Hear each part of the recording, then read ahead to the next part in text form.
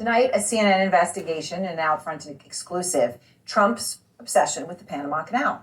So our Phil Mattingly went to Panama, as Trump has repeatedly threatened to take back the canal and has left military force on the table. Phil talks to the man who ran the canal for nearly a decade. He says Trump is not telling the truth about the critical waterway that provides a massive shortcut. Obviously, otherwise you got to go all the way down around South America, connects the Atlantic and Pacific. Phil Mattingly is out front reporting tonight from Panama. This is the Panama Canal, a 51-mile corridor linking the Pacific and Atlantic Oceans. Its creation helped the United States become a global superpower. Most people don't get access to this, but what you're standing on top of right now, it's a modern marvel.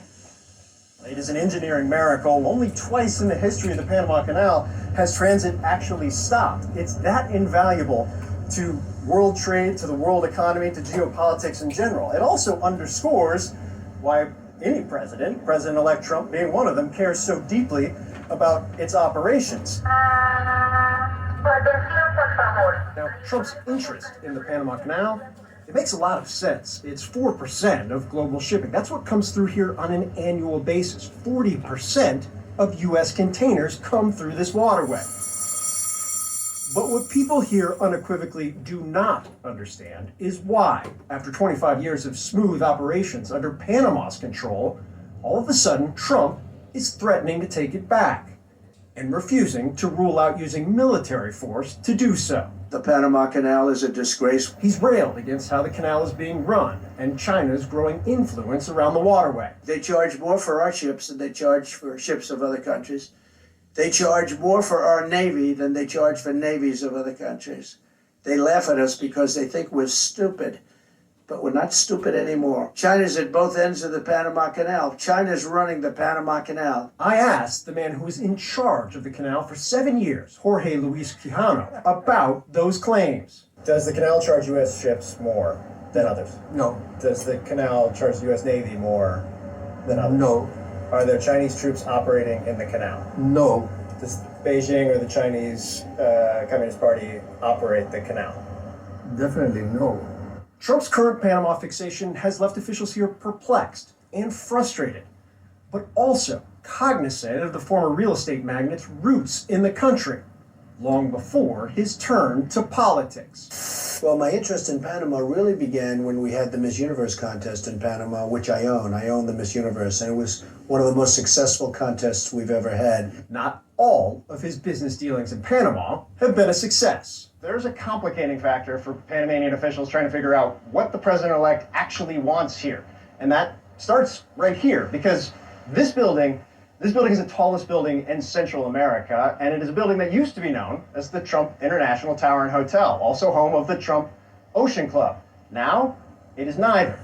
The gleaming 70-floor resort marked Trump's first international hotel venture, a massive project, mired by mountains of litigation and confrontation that led to the removal of Trump's name from the property, halfway through his first term in the White House. As for Trump's attack on the terrible deal that set in motion the U.S. handover of the canal and its surrounding zone to Panama, that's rooted in an even longer-standing preoccupation. Jimmy Carter gave the Panama Canal away for nothing, zero. In other words, they said, we want the canal. He said, oh, okay, even though we spent the equivalent of many billions of dollars to build it.